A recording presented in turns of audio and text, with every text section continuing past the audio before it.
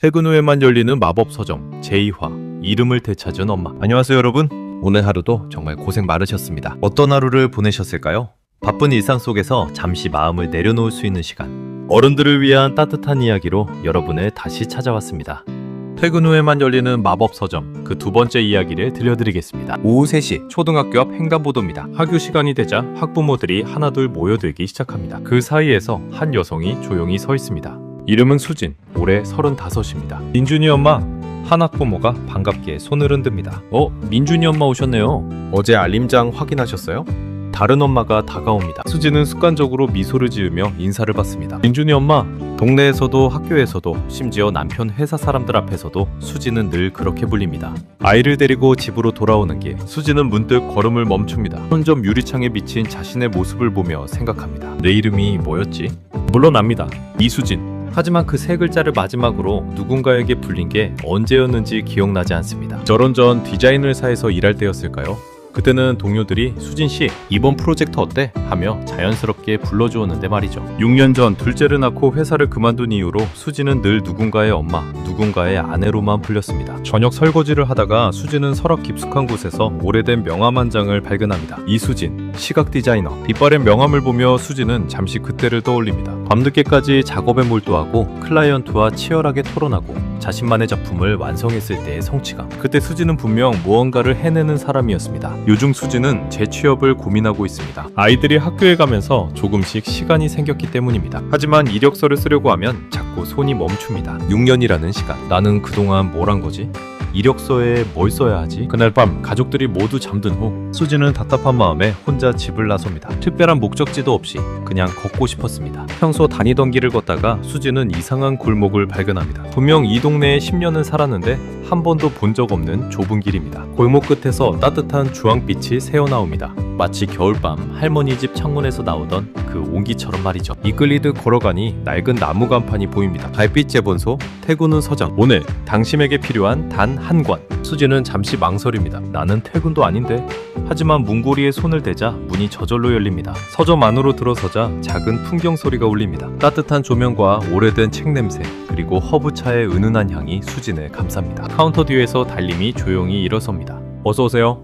오늘은 이름을 찾으러 오신 것 같네요. 수진은 놀랍니다. 처음 보는 사람인데 마치 자신의 마음을 들여다본 것 같았기 때문입니다. 달님이 김이 모락모락 나는 찻잔을 건네며 부드럽게 말합니다. 여기서는 돈 대신 오늘 가장 무거웠던 마음 하나를 두고 가시면 됩니다. 그 대신 지금 당신에게 꼭 필요한 책 한 권을 드리죠. 수진은 따뜻한 차를 한 모금 마시고 망설이다가 마침내 자기 이야기를 꺼냅니다. 저는 이름이 없어요. 아니 있긴 한데 아무도 불러주지 않아요. 6년 전까지는 디자이너였어요. 제 이름으로 된 작품도 있었고 동료들도 저를 인정해줬죠. 근데 지금은 민준이 엄마, 누구 아내, 저는 늘 누군가의 뭐가 되어 있어요. 말을 하다 보니 목소리가 떨립니다. 다시 일하고 싶은데 겁이 나요. 6년 동안 저는 아무것도 안 한 것 같거든요. 이력서에 쓸 게 하나도 없어요.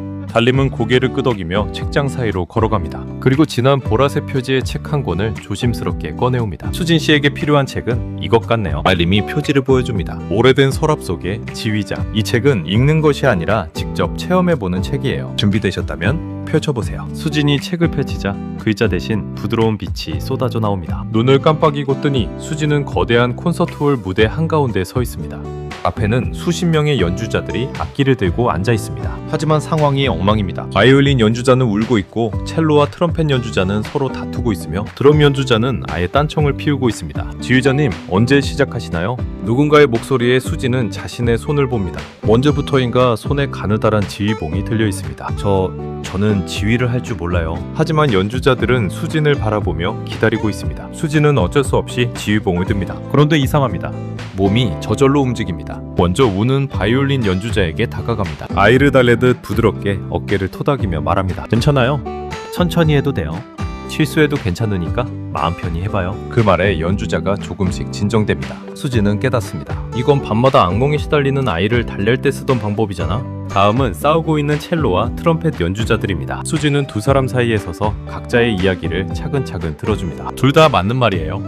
하지만 지금은 서로 맞춰가는 게 중요해요. 조금씩 양보하면서 하나의 소리를 만들어봐요. 연주자들이 고개를 끄덕입니다. 수지는 또 깨닫습니다. 이건 남편과 시어머니 사이에서 아이들 싸움에서 중재하던 그 방법이잖아. 이번에는 예산 문제가 발생합니다. 악기 수리비가 부족하다는 보고가 들어옵니다. 수지는 빠듯한 가계부를 꾸려왔던 경험으로 불필요한 지출을 줄이고 꼭 필요한 곳에 예산을 배분해 문제를 해결합니다. 이것도 매달 생활비로 씨름하며 배운 거잖아. 하나씩 수지는 오케스트라의 문제들을 해결해 나갑니다. 감정을 달래고 갈등을 중재하고 자원을 관리하고 예상치 못한 상황에 대처합니다. 그리고 마침내 지휘봉을 높이 듭니다. 이번에는 확신을 가지고. 처음엔 작고 어설픈 소리였습니다. 하지만 점점 커져갑니다. 바이올린의 섬세한 선율, 첼로의 깊은 울림, 트럼펫의 화려한 선율이 하나로 어우러집니다. 완벽한 하모니입니다. 연주가 끝나자 관객석에서 우레와 같은 박수가 쏟아집니다. 연주자들도 모두 일어나 수진을 향해 박수를 칩니다. 그 순간 수진은 깨닫습니다. 지난 6년간 자신이 해온 모든 일들이 머릿속에 스쳐 지나갑니다. 새벽마다 가족의 하루 일정을 조율하고 우는 아이들의 감정을 읽어내며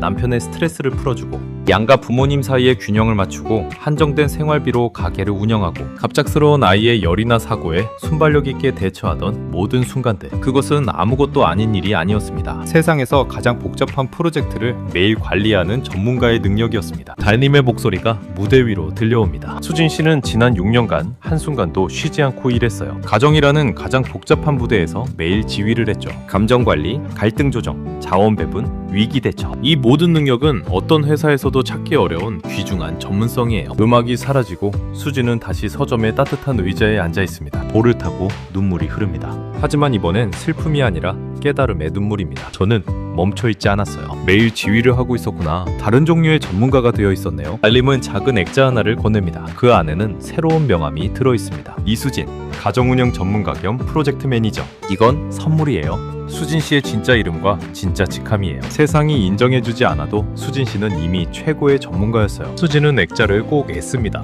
그리고 가방에서 6년 전 명함을 꺼냅니다. 이건 제가 오늘 두고 가고 싶은 무거운 마음이에요. 나는 경력 단절 여성이다 라는 생각이요. 달림은 그 명함을 받아 벽난로에 넣습니다. 오래된 명함이 타오르며 공백, 단절, 무능력이라는 단어들이 연기가 되어 사라집니다. 다음날 아침 수지는 노트북을 엽니다. 이력서를 쓸 시간입니다. 경력사항란에 수지는 망설임 없이 타이핑을 시작합니다. 2019년부터 2025년 가정운영 및 프로젝트 매니저, 다중이해관계자 관리 및 갈등 조정, 가족 구성원, 교육기관, 지역사회, 한정된 자원 내 효율적 예산 운영 및 우선순위 관리, 24시간 위기 대응 및 돌발 상황 관리, 장기 프로젝트 기획 및 실행, 자녀 교육 계획, 가족 발전 전략, 고도의 멀티태스킹 및 시간 관리 능력. 타이핑을 멈추고 수진은 화면을 바라봅니다. 이 문장들은 허풍이 아닙니다. 수진이 정말로 해온 일들의 정확한 기록입니다. 그때 아이가 방에서 나옵니다. 엄마, 아침 뭐야? 수진은 대답하려다가 잠시 멈춥니다. 그리고 부드럽게 말합니다. 민준아, 엄마 이름이 뭐게? 아이가 고개를 갸웃합니다. 엄마는 엄마지. 엄마 이름은 이수진이야. 수진이라고도 불러줄 수 있어? 아이가 환하게 웃습니다. 알겠어요, 수진 엄마. 완벽하진 않지만 그것만으로도 충분합니다. 수진은 다시 화면으로 돌아가 자신있게 이력서를 완성해 나갑니다. 책상 한쪽에는 달림이 준 액자가 놓여 있습니다. 이수진, 가정운영 전문가 겸 프로젝트 매니저. 수진은 더 이상 이름 없는 사람이 아닙니다. 이 이야기를 들으신 여러분 중에도 혹시 자신의 이름을 잠시 서랍에 넣어둔 분들이 계신가요? 육아로, 가사로, 혹은 가족을 돌보느라 나는 아무것도 하지 않았다고 생각하고 계신가요? 당신은 아무것도 하지 않은 게 아닙니다. 당신은 세상에서 가장 복잡한 조직을 매일 운영하는 최고 경영자였습니다. 그 시간은 공백이 아니라 그 누구도 갖지 못한 특별한 전문성을 쌓아온 소중한 경력입니다. 당신의 인내심, 조율 능력, 문제 해결 능력, 위기관리 능력은 어떤 대학에서도 어떤 회사에서도 배울 수 없는 귀중한 자산입니다. 오늘 밤 거울을 보며 자신의 이름을 한번 불러보는 건 어떨까요? 당신은 누군가의 엄마, 누군가의 아내이기 전에 소중한 당신 자신입니다. 이 이야기가 다시 세상으로 나아가려는 모든 분들께 용기와 자신감을 드리기를 바랍니다. 다음 편 제3화 가면을 벗지 못하는 팀장에서 또 다른 어른의 마음을 어루만져 보겠습니다. 편안한 밤 되시기 바랍니다. 감사합니다.